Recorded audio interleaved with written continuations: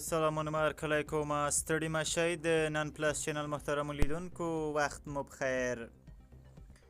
په موکړی د نن ورځې وروستیو تازه لنډو او مهمو خبرونو ته بسم الله الرحمن الرحیم په تاجکستان کې د پاکستان د عیسای او مقاومت جبهې د مشرانو ترمنځ د کتنې پټ جزیات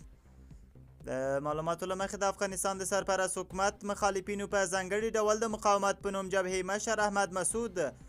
د پاکستان د پوځي استخباراتو یا ISI له مشر عاصم ملک سره په دوشنبه کې کتلې دي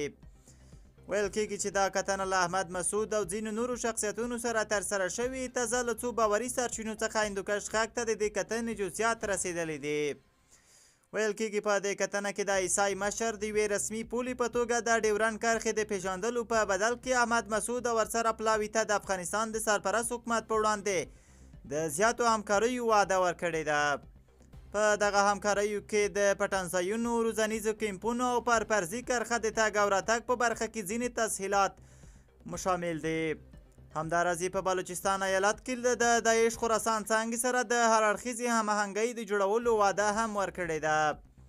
ویل کېږي په دې کتنه کې پر دې هم بحث شوی چې څنګه کېدلی شي چینایي روسي او د منځنۍ اسیا د ځینو نورو هیوادونو د اتباعو د ترور له لارې چې پړه یې داعش خراسان څانګه پر غاړه واخلي د افغانستان د سرپرست حکومت او یادو هیوادونو ترمنځ بې باوري رامنځته کړي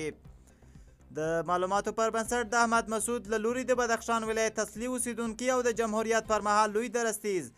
جنرال قدم شاه شهیم ته له دې غونډې وروسته یاده دنده سپارل شوې ده په ینګي کلای کې د یو چینایي تبع په نښه کېدل او په تاجکستان کې د چینایي اتباعو په نښه کېدل هم د دغه مشترکې پروژې د اجراتو یوه برخه ده د یادونې وړ ده چې کله پاکستان په کور دننه په ځینو اقتصادي پروژو کې د چینایي شرکتونو له زیات استعمار څخه په تنګ راغلی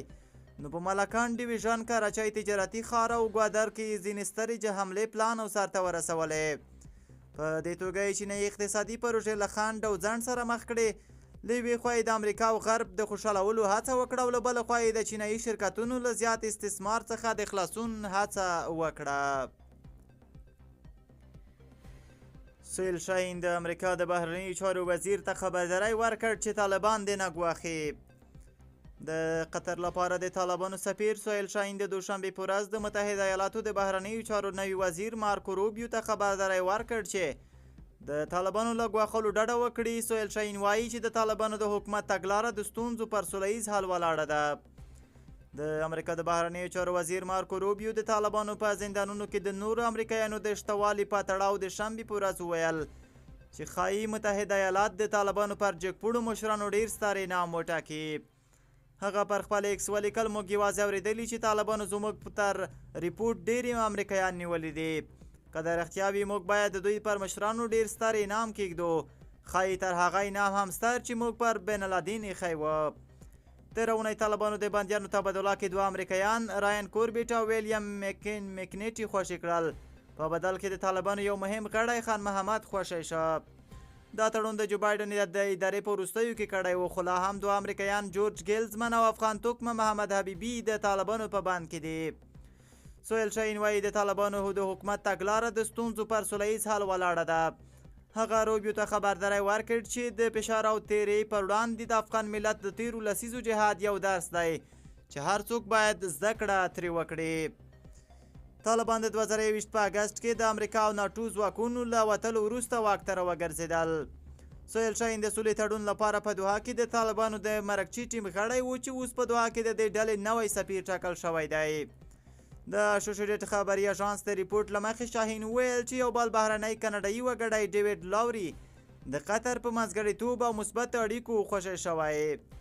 د کاناډا د بهرنیو چارو وزیر میلانی جولی د دوشنبې په ورځ ویل چې نوموړي له ډیوډ لاوري سره قطر ته د رسېدو وروسته خبرې وکړې جولی پر خپل ایکس ولیکل د هغه په ښه روحیه کې دی نوموړي د قطر له لومړي وزیر او بهرنیو چارو وزیر شیخ محمد بن عبدالرحمن الثاني نه مننه وکړه چې د لاوري په خلاصون کې یې مرسته کړې ده درنو لیدونکو دا وه د نن ورځې وروستۍ خبرې ټولګه چې تاسو راسره واورېدل غوږ نیونې او توجه مو نړۍ مننه تر بلې خبرې ټولګې مو په خدای سپارم په دعاګانو کې مو یاد ساتئ